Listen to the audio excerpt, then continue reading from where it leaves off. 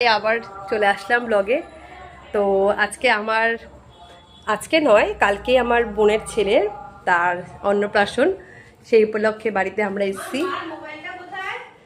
এই তারই আয়োজন চলছে বাড়িতে। চলো তোমরা থেকে সব কিছুই শেয়ার করবো আস্তে আস্তে। হ্যালো গাইস, আমরা এখন সবাই যাচ্ছি জল ভরতে। এই যে সবাই মিলে বেরোচ্ছে। আরেকজন যার অন্নপ্রাশন সে তো ঘুমিয়েই পড়েছে। ঘুমিয়ে কাজ